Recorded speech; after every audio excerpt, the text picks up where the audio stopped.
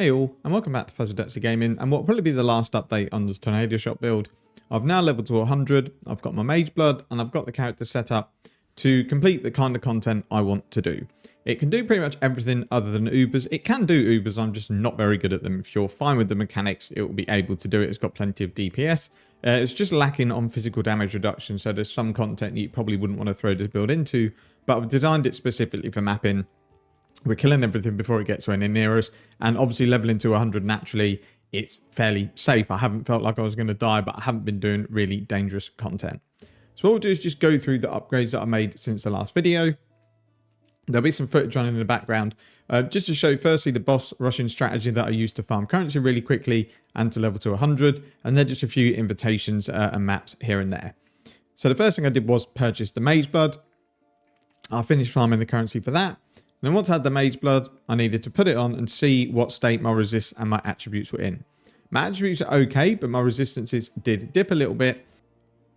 So I didn't really need to do much to fix my resist. I just had to put a couple of tattoos on the tree to give me some resistances. And I re-rolled this helmet to get some spell suppression because that allows me to drop some nodes on the tree. I also rolled the elemental elements up to exquisite on the boots because I had a couple of tattoos on the tree for spell suppression that were purely there to get my ailment avoidance up to 100% because we're using the ancestral vision jewel. So that freed up a few points on the tree. Then what I decided to do is drop the thread of hope here. It was decent, but I think getting a lethal pride in here eases my attribute requirements, and I did have one sitting in my stash from my last build that had 3 double damage mods on it. One of them is here, which is not exactly optimal, but it still gives a really good chunk of DPS by pathing to it, so it made it worthwhile to take those nodes. I've then obviously had to path to Master Fletcher because we were taking that on the Thread of Hope, and then I've anointed multi-shot. It meant I've dropped my anointment for Onslaught, but because I've got Mageblood, we can now get that from a flask. I've dropped these life nodes here because I needed them to free up points to take these attack speed nodes, and I've also taken the movement speed nodes down here. I made the decision that it had enough damage. I just wanted to get as much movement speed and attack speed into the build as possible so that whatever mapping content I decide to do, whether it's boss rushing, legion, breach, whatever it is, that I can zoom around the map really, really quickly and I don't have to rely on buffs or temporary upkeep of things to keep my movement speed up. Other than that, I don't think there's any changes on the tree. We've dropped a little bit of life. We're now under 4,000, but the build is in a much better place in terms of damage and speed. So once I had my Mageblood, I needed to decide what flask I wanted to run. So as I mentioned, I've gone for a silver flask with increased effect. And on here, we've put increased evasion as a suffix. The reason I've gone for that is I don't really want to run a jade flask. And just by running big evasion, it gives me enough evasion to survive in maps. We're about 82 to 85% chance to evade. Jade flask would have took me up to about 90. I'm at level 100 if I take the odd death because my evasion fails. Fair enough. I don't think it's worth a flask. Gone for a diamond flask with increased crit chance as this caps me at 100% and it allowed me to drop a few crit nodes on the tree. Running a quicksilver flask with increased attack speed. Now these flasks are not perfectly rolled. I just got fed up rolling them. It would be a few percent more damage and a couple of percent more movement speed if I rolled them perfectly. I just ran out of patience with them. They're not mega expensive to buy. You can buy them for 4 to 5 divines, or if you look for something like crit chance on a quicksilver flask, it would probably be cheaper. But you can definitely buy the flask if you don't want to roll them. And then this one, I had to really take because I had very little chaos resistance. I think I had about 20 chaos resistance in my build. So that leaves us minus 40. So I've taken an amethyst flask. And then as a suffix, we've gone regen life per second. So the reason I've rolled that is because we would need a little bit more life regen for it to be comfortable. It might be overkill because we do have life regen on boots. We get it from the Kikazaru and we have some life regen on the helmet. That would give us around 5 life regen per second to turn into rage. But I like a little bit more than that, so we have gone with that suffix on the flask. So overall, that just makes me really quick, attack really quickly, and caps my crit. Not a lot defensive about it because we're probably not any better with evasion now because we're not running a jade flask. But I didn't find like I was dying anyway, so I don't feel like I need to pump defenses into it. It's very hard to get enough physical damage reduction on this side of the tree and on this sort of build to make it worthwhile. Yes, I could get some endurance charges, get maybe 20k armor, but it's not going to save me from big hits. And it will mean dropping either damage or movement speed, which I don't want to do. I have bought a Corrupted Hero's Truth with increased movement speed. This was 60c. And then I've just bought a tainted oil to then put multi-shot onto it. I looked for a new quiver, but to get these sort of stats on a good base was insane. It was like 60, 70 divines. It seemed pointless just to get a better implicit. So I took the risk of synthesizing it in Harvest. And as you can see, we got increased damage to poison, which is not a lot of good. We could, if we wanted to, re-roll this with Harvest Beast, but they're quite expensive. And there is a long list of modifiers you can get on a quiver, and not all of them are useful. So I've just left it as it is for now. Potentially, when we're bored of the build, we could double corrupt it and see what happens. We've replaced the normal Calm Spirit with a attacks have critical strike percentage, just because that allows me to get Crit Captain. Again, it allowed me to free some bits on the tree. I think these are about 8 divines. And then all we've done is just recrafted the helmet to get some suppression, as I mentioned, to free up some nodes on the tree. And then I think I pushed the reduced mana cost up to grand. I think it was greater before, but yeah, not a lot has changed in that regard. I divined my bow because I actually realized my elemental damage was quite low in terms of the tiers it had rolled. So we got about 40 more LE DPS out of it. Nothing amazing. I did look to replace the bow, but to get the crit chance I've got on my bow with +2 arrows and decent damage was just too expensive. And I don't really have it in me at the moment to craft myself, but we might in the future if I come back to the build. So that's kind of everything on the build. Nothing else has changed. I looked for corrupted Hiris, but there wasn't anything really that I wanted to spend tons and tons of currency on. Maybe for a little bit of life or +1 to gems. I just didn't feel that it was worth it. The only other change is we've upgraded the Watcher's Eye. So before, the Watcher's Eye was just increased damage with precision. Now it's increased damage with precision and increased movement speed while affected by grace. I've just got as much movement speed as I can when it's around the tree or gear or gems, because I want to move as quickly as possible. So I think with all buffs up and our berserks up, we're about 370, 380% movement speed, which feels really nice. There's not really much more to go through. This is not a way I necessarily recommend to build the character because it's tailored for what I wanted to do, which at the time was just trying to beat my times and my currency per hour for boss rushing. And I got it up to about 13 divines, which I was getting comfortably every hour. And then that allowed me to farm a lot of currency very quickly. We'll just quickly look into my stash tab. And I've been selling stuff, obviously, as we've been going along. So in terms of invitations, we've got quite a lot of the Syrian Exarch invitations to sell, which we'll do in bulk. I've got tons and tons of maps and Maven invitations. So if we go in the normal invitations, we've got lots of these that we need to run.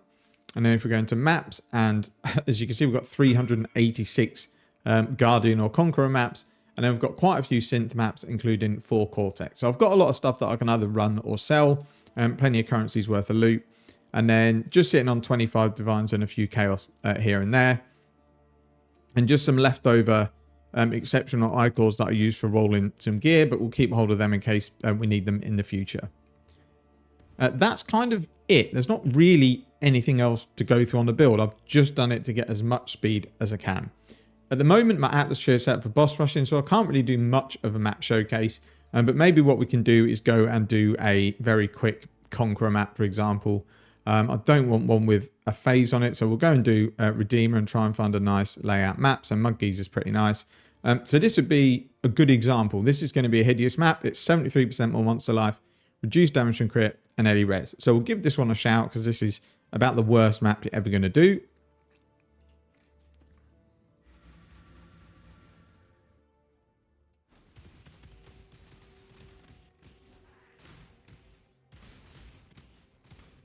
Now, I don't know how the DPS is going to be with this many debuffs. I'll have to wait and see. We'll just wait until Maven starts talking. Have I missed it? I have missed her. Where is she? We'll just hold fire until we see a portal turn up. Okay, there we go.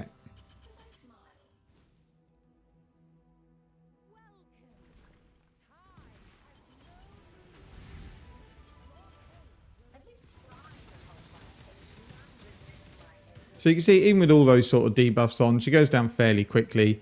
Got to bear in mind that's 87% more monster life, 43% reduced damage taken, and 48% more LE res. And we've dealt with her in a few seconds. With no life mods on at all, she literally melts. You hardly even see her health bar. So what I'll probably do next, which I may do just a highlight video on, is I'm going to run through all of my maps and invitations, build up a ton of Maven writs, sell them, sell my invitations, hopefully have, once I've sold everything else, 80 to 90 divines, and then we'll look at what build I want to do next. And then we'll just very quickly just show a boss rush just to show you the speed that you can get around on the maps. So I don't like buying from trade, so I kind of flip between two maps rather than just focus on Mesa, because I'm doing about 150-ish maps, I think, an hour, something like that. And it's quite hard to buy bulk of like 600 or 700 maps for good value if I want to just do a session for, say, 4 hours. So we'll go in and see, we do have a Dunes map, so we'll just make sure we can run this. Before I go and kill myself, yeah, we can. So I'm just doing Syrian Exile, and then I'm just rushing to the boss. I'm taking it down and then going back into the map again. Got Vile Haste just to give us a bit of a speed boost. So it is very, very quick to get through these maps with this build, which is the reason I've built it like this. So we're already at the boss. Put your totems down. The boss is dead, and that's the map done. So that's kind of what I'm doing as my make as much money as I can in an hour strategy. But it is quite boring. But there's something I like about trying to either beat my times or beat my currency per hour. The only annoying thing about Dunes is the boss sometimes gets stuck in his invuln phase for like 2 to 3 seconds, which is a little bit annoying. But then I'm not finding I'm much longer in Dunes than when I'm in Mesa, because in Mesa, if you just beeline straight to the boss, the influence hasn't always spawned, so then you have to go around and kill some enemies anyway. So what I'm doing is just flicking between the two maps. When I start to run really low, I'll put on Wandering Path, and that then gives me an absolute ton of map sustain. I'll leave that on until I've built up a few hundred maps, and then I'll turn it off and we'll carry on. And the currency per hour is not really that different between the two. So Wandering Path gives you obviously 16% increased chance to get an invitation instead of 8 for each of these nodes. So you get more invitations drop, and you get 37% chance of your map drops to be duplicated rather than what is 18.5. So yes, you do drop less overall, but because of all this stuff, you are similar in income because of all the extra maps you drop in. And when you drop in Dunes and Mesas that sell in bulk for like 5 or 6C, if you get like a Guardian map that might sell for 13 Chaos, you only really need 2 maps to drop, and you've made back that boss map that you haven't got. And I've dropped hundreds of more maps when I've ran Wandering Path. Without it, it is definitely better, but then you've got to buy your own maps, and that eats into your time. And I just found this works really well, and I'm easily averaging sort of 11, 12, 13 divines an hour when I'm really focused on doing it nice and quick. And that is a lot in part to how quick the build is. When I was running this strategy, before I had Mageblood and before I made all the changes, I was maybe 9 to 10 divines, and that's how much of an increase it is by setting the character up this way. That is it for the video. There's really not much more to go through. If you have any questions, please leave them in the comments. I will think about what I want to do for the next build or series, but it's most likely not going to be a super efficient meta build. I'm going to pick a skill that I really like, plow a ton of currency into it to get it to work. This is almost going to be brute forcing a build to get it to work. But this is really just designed for me to have some fun. And if you're swimming in currency and you see it and you're like, actually, yeah, I want to give that a go, then by all means follow along. But this is not going to be a, I recommend this build. It's more going to be for fun from here on in until the next league starts. Thank you very much for watching. Take care and see you in the next one.